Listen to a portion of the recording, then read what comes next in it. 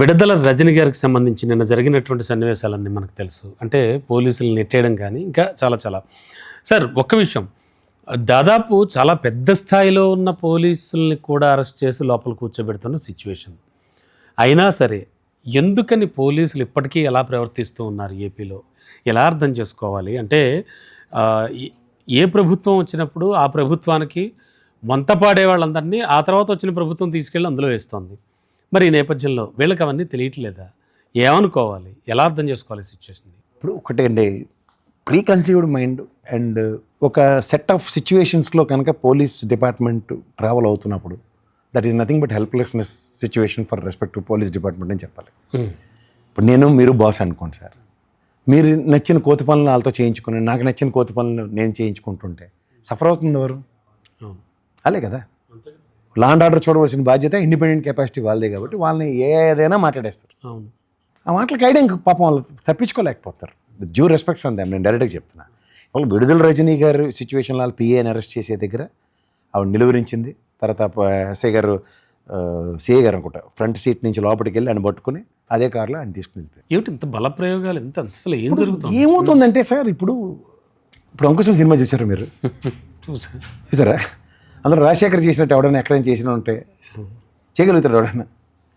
No way, no chance.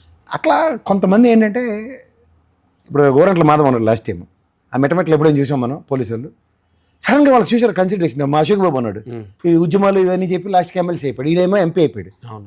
ఇవి కళ్ళ ముందు కనబడుతున్నప్పుడు ఎవరైనా ఆస్పిరెంట్స్ ఉంటారు కదా. మొన్న ఎందుకు పరిటాల సునీతి గారి నియోజకవర్గంలో ఒక ఎస్ఐ కూడా అదే ఎలైట్ ఓవర్ యాక్షన్ చూసాం కదా.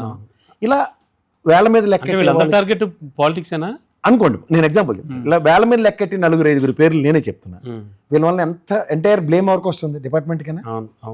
Your aspirations are driving something else to the respect to department. ఇది గమనించమంట. ఇప్పుడు ఓవరాల్గా ఇందులో ఎవరు సత్యశీలు కాదు. వీళ్ళు పార్టీలతో ఎలా అయినప్పుడు వీళ్ళ సత్యశీలత వాళ్ళకి చూపిస్తున్నారు instead of showing the respect to grace to the department. అంటే ఇప్పుడు విడుదల రజని ఇవాళన్న రోజుని ఏదో మామూలుగా అలా ఉండొచ్చు, అంటే ఓడిపోయి ఉండొచ్చు, కానీ ఆమె ఒకప్పుడు మంత్రిగా పనిచేశారు.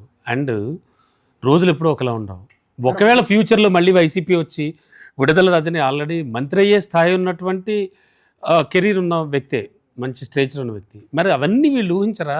మీకు మాట చెప్తా సార్, మీరు ఊహించడం కానీ నేను ఊహించడం కానీ కొన్ని వాస్తవాలు మనం గ్రహించాలి. ఒకనొక స్టేజ్లో మాజీ ముఖ్యమంత్రి కరుణానిధికే దిక్కులేదు. తమిళనాడు రాజకీయాలు చూసారు కదా. అవును, గమనించారా? ఎత్తే అవతల పడేసారు. అవును సార్, ఇక్కడ పాలిటిక్స్లో ఏంటంటే వెంజంటా పాలిటిక్స్ అన్నదానికి తెరలేపినప్పుడు ఇహపరాలు తనమన భేదాలు ఆడమొగ తారతమ్యాలు ఏమి ఉండవు. అంతే, ఇవి కొనసాగుతూనే ఉంటాయి. These are all nothing but tit for tat politics అంటారు. నేను ఎంపీటీసీ ఉన్నాం, అరెస్ట్ చేశారు, ఆవిడ నైటీలో ఉంది, కనీసం చీర మార్చుకోవడం కూడా టైం ఏమనంటే ఏం చెప్తున్నాం మనం సమాజానికి? దాన్ని మళ్ళీ కంపేర్ చేయొచ్చు. కానీ అనేది ఇక్కడికి గుండా ఊడిపోయినా సరే ఎత్తి కొద్దేసేసారు. అలాంటి జైలు చీర కూడా లాగారు. అదే చెప్తున్నాను, ఇప్పుడు చీర లాగడంతో మొదలయ్యేసరికి ఇక్కడ లుంగి ఊడిపోయేదాకా ఇక్కడ వచ్చింది. అంతే కదా. అలా ప్రతి దాన్ని మనం కంపేర్ చేసుకుంటూ చెప్పడమే తప్ప ఎప్పటికైనా ఈ దరిద్రం మారుతుందా అన్నది చూడాలి. అంతే, ఎవడో ఒకడు ఎక్కడో దగ్గర ఈ మొనాటమీని బ్రేక్ చేయాలి. అది చేయకపోతే మాత్రం రాజకీయాల్లో ఇవి సర్వసాధారణ ఎలా చల్లారుతుంది అప్పుడు? అసలు వాడిగా ఎలా చల్లారుతుంది ఆఫ్ చేయడం అంటే? ఇప్పుడు ఇదంతా ఏమవుతుందంటే ప్యాకప్ అవుతుంది. ఎక్కడ ఒక ప్యాక్ చేసి రెడీగా ఉంచుతారు. వీడే మనోడు రెడ్ బుక్ అంటే వాళ్ళు ఇంకో బుక్ ఏదో పెడతారు. ఎగ్జాంపుల్ లిస్ట్ ఖచ్చితంగా తయారవుతుంది. ఎవరికైనా ఇప్పుడు నా ప్రభుత్వం వచ్చిన నేను చేయకపోతే ఆ కార్యకర్తల మనోభావాలు వీటిలన్నిటికీ మళ్ళీ ప్లస్ ప్లస్ ప్లస్ ప్లస్. ఆ ప్లస్ వల్ల మైనస్ ఎప్పటికవుతుంది? గాంధీ గారు లెటర్ మళ్ళీ పుట్టాల, ఓ సెంప చూపిస్తే ఇంకో సెంప. ఆ టైప్ ఆఫ్ పాలిటిక్స్ ఎప్పుడైతే ఇది జరుగుతాయి సార్. ఎందుకంటే మనం చూడండి, కాలచక్రం తిరిగి వస్తుంది. జనాలు కూడా ఇసిగి వేసారిపోతారు ఒక దగ్గర. ఎక్కడో దగ్గర కూర్చుందాం అనిపిస్తుంది. అవును, ఆ రిలే బ్యాటరీలు పట్టుకొని పరిగెడుతూనే ఉన్నారు ప్రజలు. ఆ పరుగు ఎక్కడో దగ్గర ఏమవుతుందంటే ఇంకా సాలు వచ్చి కూర్చుంటారు.